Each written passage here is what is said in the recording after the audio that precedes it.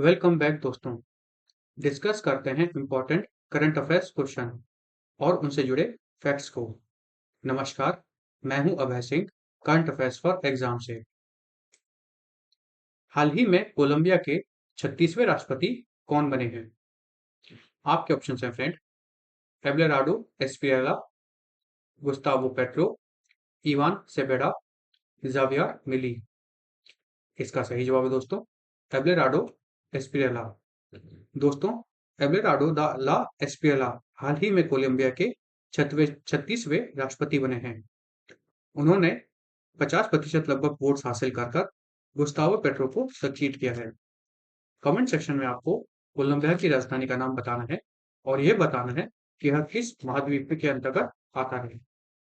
चलिए अगले प्रश्न पर आते हैं।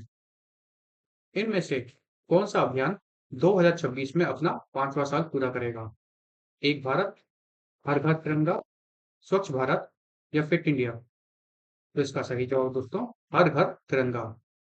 दोस्तों, मिनिस्ट्री ऑफ कल्चर ने हाल ही में हर घर तिरंगा कैंपेन फिर से लॉन्च किया है। यह nation wide flag participation campaign जो है यह 9 अगस्त से 17 अगस्त 2026 तक चलेगा। साल 2026 आजादी का अमृत महोत्सव के तहत इस कैंपेन का 5वां साल है। इस साल का कैंपेन वंदे मातरम की 150वीं एनिवर्सरी सेलिब्रेशन को डेडिकेटेड है। चलिए अगले प्रश्न पर आते हैं।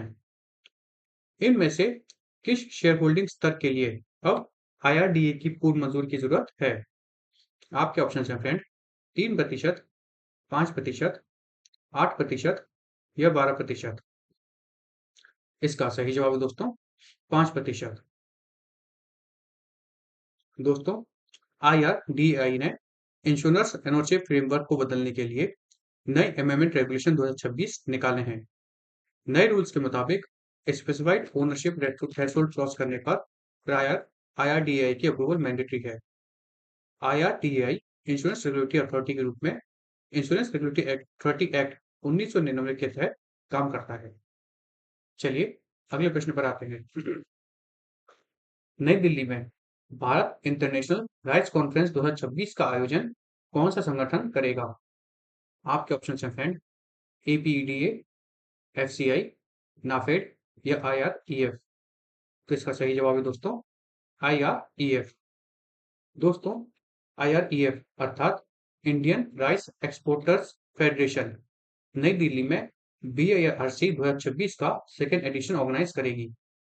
अब आप पूछेंगे BIRC क्या है? तो इसका फुल फॉर्म है भारत इंटरनेशनल राइस कॉन्फ्रेंस। यह global rice trade platform conference Bharat Mandapam में 23 से 25 अक्टूबर तक चलेगी। भारत 117 से ज्यादा देशों को राइस एक्सपोर्ट करने वाला दुनिया का सबसे बड़ा एक्सपोर्टर है। इससे पहले BIRC 2025 का इनॉग्रल एडिशन मतलब पहला एडिशन 33,453 करोड़ के ट्रेड कमिटमेंट के साथ फैसिलिटेट किया गया था। चलिए अगले प्रश्न पर आते हैं। टी बोर्ड इंडिया की स्थापना किस अधिनियम के तहत की गई थी? Coffee act, plantation act, T act या कॉमर्स एक्ट? इसका सही जवाब है दोस्तों टी एक्ट।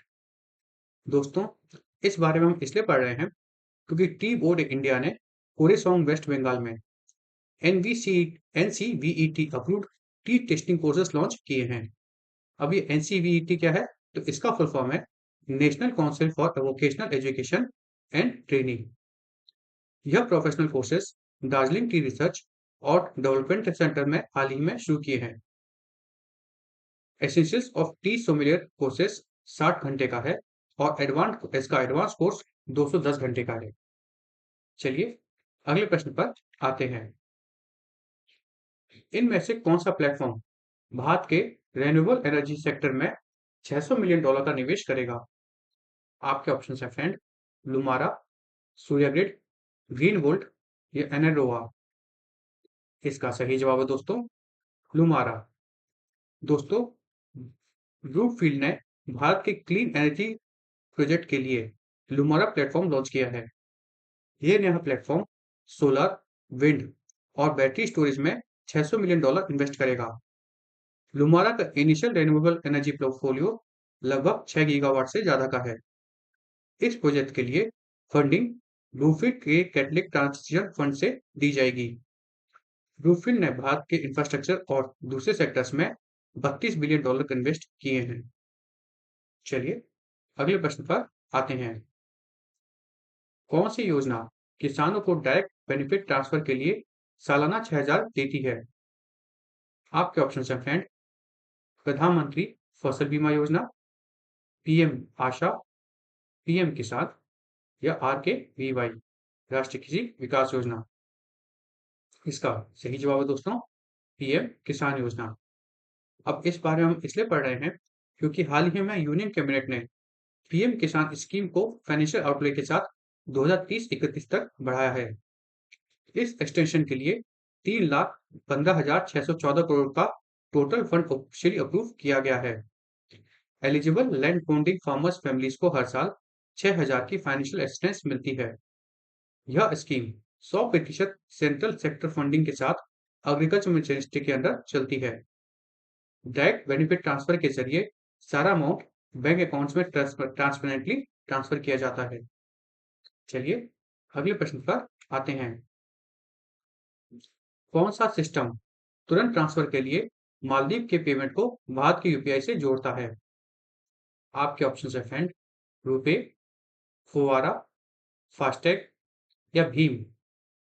तो इसका सही जवाब है दोस्तों फुवारा। दोस्तों भारत और मालदीव ने हाल ही में फुवारा यूपीआई कॉरिडोर लॉन्च किया है। यह पेमेंट गेटवे दोनों देशों के बीच real time cross border digital transfer करेगा। फुवारा मालदीव के इंस्टेंट सिस्टम है जबकि यूपीआई भारत का रिटेल पेमेंट प्लेटफॉर्म है। इनिशियल फेज में मंथली ट्रांसफर लिमिट पर कस्टमर 24,000 रुपए रखी गई है। इस कॉरिडोर को एमएमए, आरबीआई और एनपीसीआई इंटरनेशनल ने मिलकर डेवलप किया है। चलिए आते हैं। इनमें से कौन सा मंत्रालय गोवर्धन राष्ट्रीय सेक्युलर बायो एनर्जी योजना कल को लागू करता है? आपके ऑप्शन हैं फ्रेंड। एमओपीएनजी, एमओईएफसीसी, एमओआरडी या एमओएफडब्ल्यू। तो इसका सही जवाब है दोस्तों एमओपीएनजी।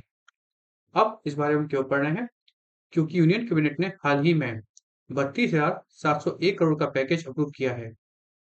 इस पैकेज के तहत गोवर्धन स्कीम को 23,731 करोड़ का एलोकेशन मिला है। Ministry of petroleum organic waste से कंप्रेस्ड बायोगैस प्रोडक्शन को प्रमोट करेगी। कैपिटल असिस्टेंस के तहत एलिजिबल प्रोजेक्ट्स को पर टन 2 करोड़ तक सपोर्ट मिलेगा। इसके अलावा कैबिनेट ने NH-15 four lane Assam highway के लिए 8,970 करोड़ रुपए सैंक्शन किए हैं। चलिए अगले प्रश्न पर आते हैं। अंतरिक्ष अनुसंधान के लिए कॉस्पार विक्रम साराभाई मेडल 2026 से किसे मिला है? आपके ऑप्शन हैं फ्रेंड। UN राव, अनिल भारद्वाज, अन्नपूर्णी सुब्रमण्यम या GS लखीना। तो इसका सही जवाब है दोस्तों अन्नपूर्णी सुब्रमण्यम।